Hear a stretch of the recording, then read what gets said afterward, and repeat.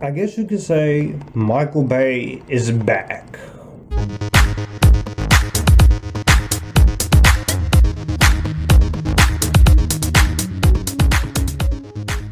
Ambulance is directed by Michael Bay. This is a remake of the Danish film by Laurits Munch-Petersen and Laurits Munch-Petersen. This stars Jake Gyllenhaal, Yahya Abdul-Mateen II, and Isaac Gonzalez. And in Ambulance, the story goes is we follow two adopted siblings turned bank robbers who hijack an ambulance. It takes two of the first responders hostage in order to get $32 million and money to cover Will's wife's medical bills. So this is basically a high-speed chase and Grand Theft Auto in Los Angeles, except in Michael Bay's eyes.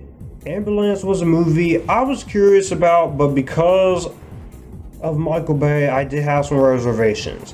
When it comes to Michael Bay, I don't hate the guy as a director or as a person. He's gonna tell you right off the back, he makes movies for his fans. I love his first two Bad Boys movies he did. His first Transformers movie, I think, is actually pretty solid. The sequels, Revenge of the Fallen, is a guilty pleasure. Dark of the Moon, I think, is an improvement over Revenge of the Fallen. Age of Extinction and The Last Night are the two ones I don't really care for that much. Some of his other movies, like Pearl Harbor, I don't really care for that much. And The Island and such, and 13 Hours and 6 Underground recently, I actually quite enjoyed those. So going into this, I was wondering which side of the coin we're going to get. Are we going to get the Michael Bay who is actually giving a crap, or we're going to get another case of the Last Night syndrome, especially with the cast involved? And I'm just going to say, again, Michael Bay is back. This definitely does bring out the best and worst of Michael Bay. On one side, you do get a 2-hour and 16-minute long chase through LA. It's like I said, it's like Grand Theft Auto, except if somebody wanted to do their own Grand Theft Auto rather than being an actual Grand Theft Auto based on the games. And you do definitely get that style here. It's 2 hours ride of everything Michael Bay is liked for and hated for, and I enjoyed every minute of it. Of course, getting into it is the story of the movie. The story is very simple. I like the more simplistic approach that Michael Bay tries to take with the story about two brothers on the run in this ambulance throughout the entire movie, and the police and everything are doing everything in their power to try to stop this ambulance and catch the two brothers, but nothing really works as far as anything you try to do. And I very much appreciate that in the story and the tension. And the movie, it has a lot of tension. I was surprised to see how much tension there was going to be in this movie. I was thinking this is going to be a high-speed chase with no tension. But the tension is there. You do get the feeling that these characters may not survive. You do get the feeling that these characters are going to die.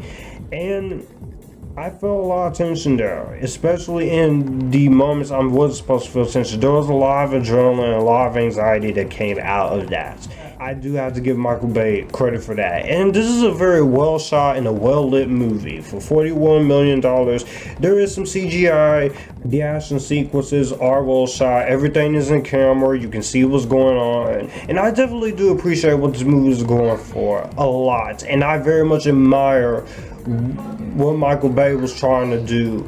And the movie gets pretty violent. This is a hardcore R. It does not hold back. This movie is pretty hardcore to the max when it comes to these action scenes. There is gun shootouts. There's a lot of Michael Bay explosions because he loves them explosions. There is even moments in here where it feels like there's a lot of camera moments that gets a little bit too drone heavy, which is one of my issues when it comes to this movie. I feel like there is way too many shots of it going through drones, and I do wish he could have held back on some of that, because it does feel like the camera goes out of focus when you are through drones. And another issue I will say is some of the writing, some of the humor doesn't always quite work when it needs to be, but some of the humor I did enjoy. And also, the movie is a little too long. This movie overstays its welcome by 2 hours and 16 minutes. You could easily have this be an hour and 53 minutes, or even 2 hours. Cinematography is very well done. It's well edited for the most part. You get to care about the characters here. I did enjoy the acting from everyone. I think Jake Gyllenhaal, he is a great actor. I like him in this movie as Danny. He is very crazy, very energetic, and very extreme to the max. This is the most extreme I've seen of Jake Gyllenhaal. You also got Yahya Abdul-Mateen II, who we'll be seeing a lot lately, like the Trial of Chicago 7 and the Aquaman movies, and also the Matrix Resurrections recently, even though I still think he should have been the son of Morpheus. And I also did enjoy him in the Seaman movie, and also stuff like The Greatest Showman and Baywatch. This guy is a good actor. I very much like him. He has that manly charismaticness to him, and I can't wait to see him in Aquaman and the Lost Kingdom. He was awesome. He played his part very well. They do kind of switch it up to where he doesn't want to shoot and the other brother wants to. It goes do that a lot throughout the movie, but I think they both pull it off very well. You also got Isa Gonzalez in this movie, who I am a big fan of her. She is great, and I still am challenging her and championing her for her to have her own franchise character. She'll get there, but her is EMT Cam Thompson. She was great. I know she and Michael Bay have some conflictions on set, but that was to be expected.